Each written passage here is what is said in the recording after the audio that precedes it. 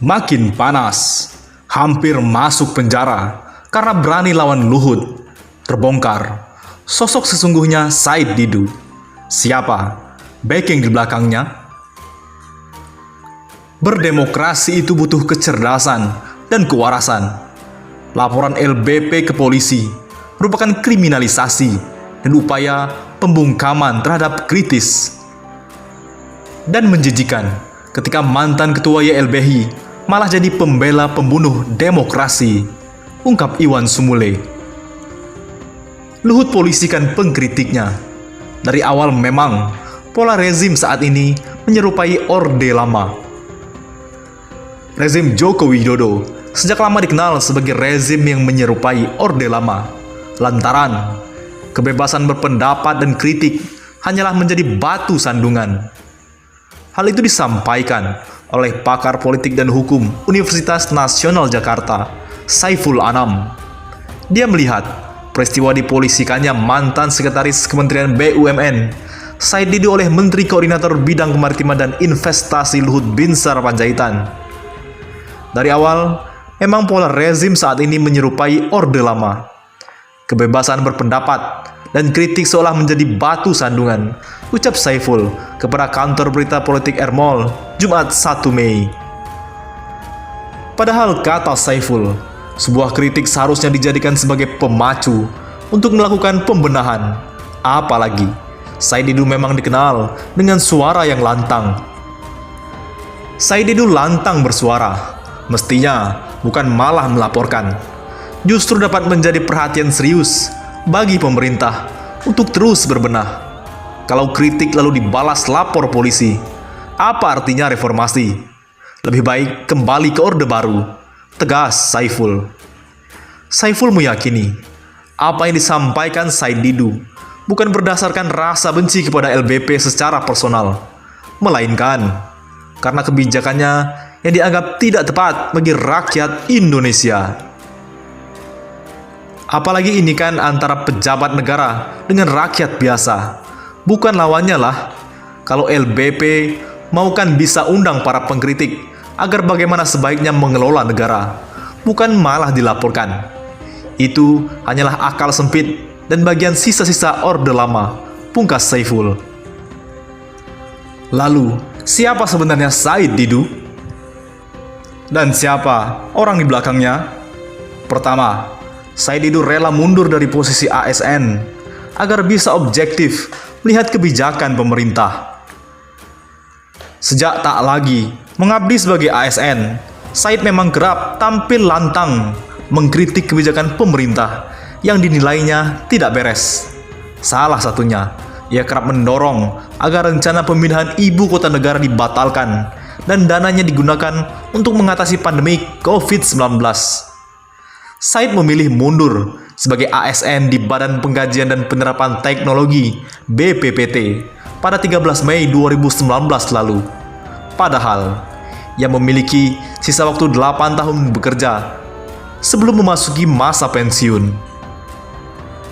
Dalam keterangan tertulis, Said mengatakan alasannya mundur sebagai ASN karena ingin menuangkan pemikirannya secara lebih objektif. Said tercatat menjabat sebagai ASN selama 32 tahun. Setelah mengabdi selama 32 tahun, 11 bulan, dan 24 hari sebagai pegawai negeri, hari ini, tanggal 13 Mei 2019, saya mengajukan berhenti sebagai pegawai negeri di Badan Pengkajian dan Penerapan Teknologi BPPT. Tempat saya bekerja sejak 1986. Demikian tulis Said ketika itu. Kritikannya yang paling mencuri perhatian masyarakat yaitu tentang PT Freeport pada 2018 lalu. Pada saat itu, ia menilai kebijakan pemerintah melakukan akuisisi saham PT Freeport melalui PT Inalum dapat merugikan negara. Ia meluapkan kritik tersebut melalui media sosial Twitter pribadinya. Kedua, Said Didu sempat diplot menjadi komisaris 2 BUMN. Nama Said Didu semakin ramai di pemberitaan publik terkait dengan pengangkatan dirinya menjadi Sekretaris Kementerian BUMN. Selain itu, lelaki kelahiran 2 Mei 1962 juga diplot untuk menjadi komisaris di PT PN 6 dan PT Bukit Asam Tbk. Namun, pada tahun 2018, jabatannya sebagai komisaris PT Bukit Asam Tbk dicopot oleh ex-Menteri BUMN Rini Sumarno.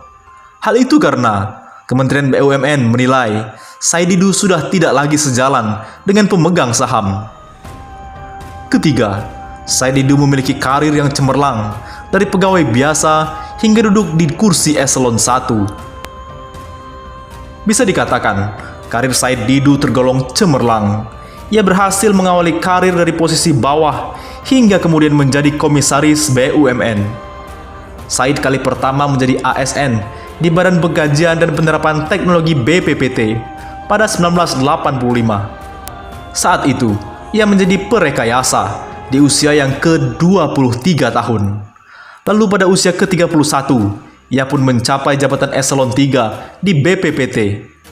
Berhasil di BPPT, Said Didu diminta untuk menjabat sebagai sekretaris Kementerian BUMN pada 2010 hingga 2015. Setelah jabatannya dicopot, ia pun hinggap menjadi staf khusus Menteri ESDM pada 2014 hingga 2016.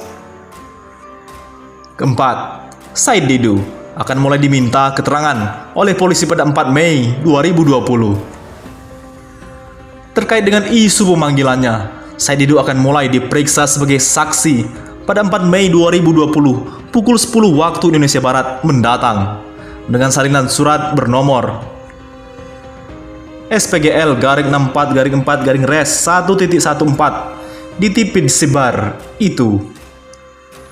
Jadi siapa yang akan membantu Said Didu? Letkol CPM Purnawirawan Helvis pimpin ratusan advokat bela Said Didu hadapi laporan pihak Jenderal Luhut. Beredar surat panggilan terhadap saya dari polisi terkait peristiwa yang selama ini beredar. Tapi, karena sudah masuk ranah hukum, maka penjelasan tentang hal tersebut ditangani oleh Tim Advokasi Seluruh Kebenaran atau TAS yang dikoordinir oleh Letkol CPM Purnawirawan Dr. Andes Helvis Esos SHMH. Tulis Said Didu dikutip dari Warta Kota. Semenjak kabar Said Didu dilaporkan pada pekan kedua April lalu, elemen masyarakat yang mendukung Said Didu berasal dari kalangan dengan berlatar belakang hukum, yakni Tim Advokasi Seluruh Kebenaran atau TAS. Pada pernyataan tertulisnya beberapa waktu lalu, Tim Advokasi Seluruh Kebenaran atau TAS melalui Helvis selaku ketua mengajak para advokat hingga akademisi untuk bergabung dengan tim advokasi untuk memberikan bantuan kepada Said Didu. Dengan ini, kami dari Tim Advokasi Seluruh Kebenaran atau TAS mengundang rekan-rekan advokat, praktisi hukum dan akademisi untuk bergabung sebagai tim advokasi dalam rangka mendukung dan memberi bantuan hukum kepada Muhammad Said Didu untuk menghadapi gugatan Luhut Binsar Panjaitan, ujar Helvis dalam rilisnya Jumat. Helvis berpendapat dalam kasus gugatan ini, yang menghimbau untuk terus memberi bantuan kepada Said Didu supaya pelaporan yang sama tidak terjadi lagi kepada orang lain yang kritis terhadap penguasa. Jangan biarkan Muhammad Said Didu berjuang sendirian, karena bisa saja kasus ini akan terjadi juga pada kita, keluarga kita, sahabat kita, dan warga negara lainnya, tambahnya. Sesuai dengan rilis tersebut, sudah ada 129 advokat yang memberikan dukungan kepada Muhammad Said Didu untuk menghadapi gugatan Luhut Binsar Panjaitan. Bagaimana menurut pendapat Anda?